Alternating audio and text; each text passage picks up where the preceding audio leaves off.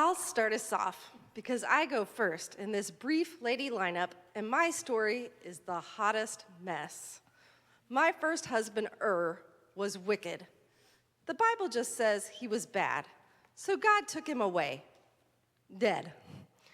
Judah, dad, gave his next son, Onan, to me to continue the family line.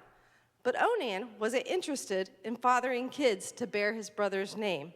And, dead, he was gone too. Judah was scared to give me his youngest son, Shelah, because he didn't want him to kick the bucket too. So Judah sent me back to my father's house, another man's problem. With no power or property of my own, I had to get creative. When I heard that Judah was coming to town, I disguised myself as a prostitute. He didn't recognize me. He propositioned me. I asked him for payment up front. He said he'd send a goat along, but I insisted he leave his seal, its cord, and the staff from his hand for collateral. When he sent back the goat as payment, I was long gone. 3 months later, word got back to Judah that I had turned to prostitution and was pregnant. Judah sent for me so that he could have me burned at the stake. That's rich, right? I just sent him the seal, the cord, and the staff with the message, "Do you recognize these?" And you know what? He admitted I was right and that he'd wronged me and denied me justice. So here I am. Judah is the father of Perez and Zerah by Tamar. Here I am in the long list, the children of Abraham, the parents and grandparents of royalty, the ancestors of Jesus himself. God doesn't see our poverty, our limited options, our unavoidable mistakes, if you can even call them that, and say, "Enough of you." No, God saw a person like me and thought, I can save the world through you. Through you and a whole host of outcasts and underdogs, like Mary and Bathsheba before her and Rahab before her. That's me, Rahab. I appeared on the scene when the Israelites were camped in the Jordan Valley, opposite of my homeland in Jericho, waiting to finally enter the promised land. I am a Canaanite, not an Israelite, a foreigner in this tale. Though you might want to talk semantics, it was my land to begin with. When Joshua sent 2 spies into the city to prep for invasion, they stayed at my house. Some might say brothel. They're the same ones who are quick to call me a hooker. Years later, in the New Testament, in Hebrew and James, they said, Rahab the prostitute was faithful in righteousness. Thanks, fellas. I think Rahab would do just fine. Anyways, I married those spies. Today's genealogy says Solomon, Jewish historians speculate. It was actually Joshua. Wouldn't that be interesting? In Jewish midrash, I'm often called the most beautiful woman in the world, so they definitely know what they're talking about. Those many years ago, I risked my life to hide those strangers because I could tell God was up to something. Everyone had their stories, about the Red Sea parting, about the kings being destroyed across the Jordan. I want to be on that side of history. I hid the spies, lied to the guards, all while the guys were buried up to their eyeballs in thatching the roof. When Jericho fell, I tied a red cord to my window like they told me to. Some people say the red light distract thing is about my red cord. How flattering. Anyways, they promised to spare me and my family, and they did. 3 days after my act of treason, the Israelites overthrew Jericho. It was brutal and bloody. But I, a foreigner, and my family lived to tell the story and be a part of your story. A woman of the oldest profession who made God's plans possible. And I raised some good sons, Elimelech and Boaz. Elimelech was my father-in-law. Boaz was my second husband, and also Elimelech's brother. Yeah, it's complicated. I'm Ruth. People love my story. They're all about my loyalty to Naomi. My first husband was her son, and we were happy in Moab until what I call the trifecta of death. Naomi's husband, my husband, and my brother-in-law all gone in a blink. We didn't have time to grieve. We had nothing. I could have gone back to my dad or brother, but Naomi had no one. She was too old to remarry or to have children. A poor old widow, talk about powerless. Her best option was to go back to Judah, so I went with her. A Moabite woman in a strange land with no husband, not exactly welcome. I heard it all. Go back to where you came from, Israelites first. Boaz was a godsend. Naomi was right. Her brother-in-law, my husband's uncle, was a good man. He had land and let me glean along the edges. He kept an eye on me, a safety sort of eye, not a creepy eye. The part of the story where I vowed to stay with Naomi has been romanticized. People don't think about what it really meant for me, how much of myself I had to give away. When you are marginalized, you lean on the tiny bit of power you have. My power was my body. I am not proud of how all of this came to be, but I am not ashamed. Yes, Naomi and I hatched a plan that one night when the laborers had come in from the fields and were crashing in a threshing room, I should happen in, all bathed and perfumed, my lips stained with berries, and I should just happen to curl up next to Boaz, him all warm and boozed up. So yeah, I laid down beside him. He did not object. He proposed. I've gone down in history as one of the most pure women around. Boaz's words. One of the most faithful. So outsiders, Boaz, half Canaanite, and I, all Moabite, gave birth to Obed, the grandfather of King David, the most renowned king of Israel. King David, that's where I come in. He's my husband. Well, my second husband. Oh, you didn't hear my name in the genealogy reading? That's because it wasn't there.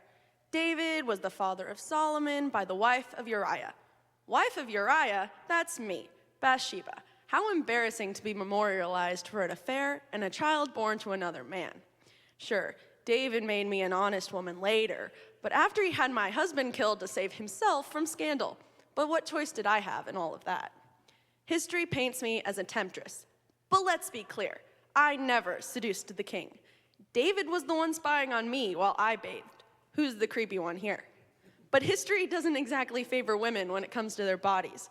You're supposed to be beautiful, but your beauty makes you a tramp. A man in power took my choice and my husband, and I became a scandal for him. And yes, I became a queen. What else could I do?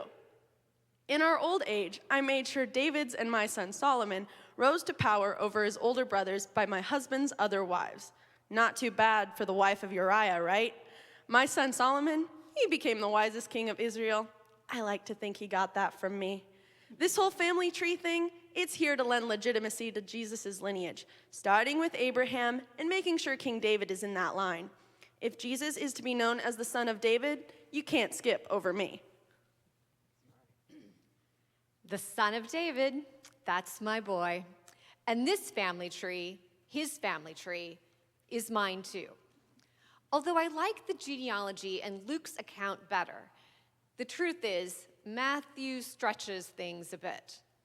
This version skips a couple of people and gets creative with who's in and who's out, all to line up my husband, Joseph, with David. A little sleight of hand.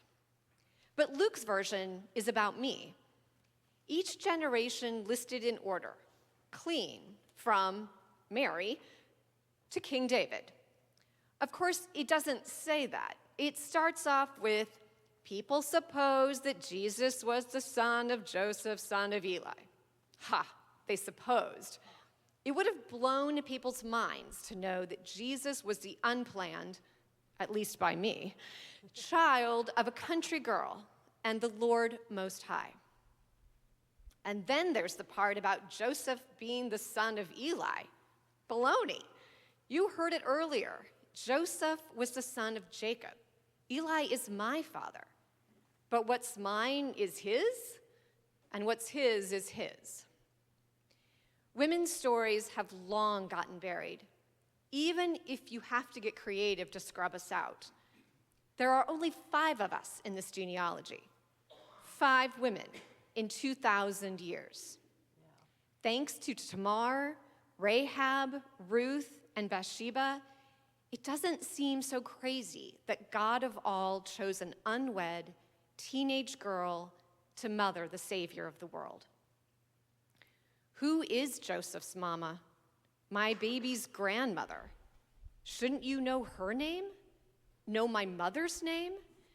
The one who comforted me when I cried because I wasn't allowed to read. The one who could do anything, could do nothing but hold me when I said I wasn't ready to be grown up, to be married. I hadn't even lived yet. 5 women's names across 2,000 years. For every Tamar and Rahab or Ruth or Bathsheba, there is a Leah, whose story doesn't even make the cut. For every named man in this story, there is a woman who carried a growing life inside her through a world that saw her as less than. Shouldn't we know that Jehoshaphat didn't materialize out of thin air by a daddy who wished him into existence? Who is the woman that bore him? What were her ideas, her plans, her hopes, her labors? I may have gone down in history as a tart, Bathsheba, known for her connection to men, as Solomon's mother, as David's side piece. But when David was too ill and senile to know a mutinous takeover was going on under his nose, I worked alongside the prophet Nathaniel to quell rebellion. And sure, Rahab raised 2 fine sons, but that's an aftermention. First, she worked as a covert government and military asset, risking her very self that God's dream for a promised land might come to life. God's story, if we dare to read between the lines, is the tale of outsiders who were insiders all along. Our God has an eye on the margins and beckons the cast aside in, that they may be celebrated, not in spite of the hard choices they have had to make, but because of their ability to make a flawed system treat underdogs as humans. In our world, we fear those who aren't from around here, but in God's world, an immigrant who won't leave her mother-in-law behind can become the great-grandmother of Israel's most famous king. God's history is her story too. It's their story. It's our story. Folks like us don't often get to be a part of the telling, so thank you for being willing to hear these tales between the lines. The world may tell us stuffed afterthoughts and tiny print footnotes, but we got you now. Hearers and the doers of the world, we've got you. God's children with ears turned to often silence, listening in the quiet and crying places for those rattling the cages of injustice. We've got you now. In every child of God, there is a fire that should be allowed to burn. In a world that tries to quell the flame of the other, may you join our Turn the World on Its Head God by elevating the voices that dare to name the systems that bind them, and by raising up and claiming the trials, the work, and the witness of those often left out of history. God loves an underdog story. May we learn to do the same. It is our story. May we all dare to tell it.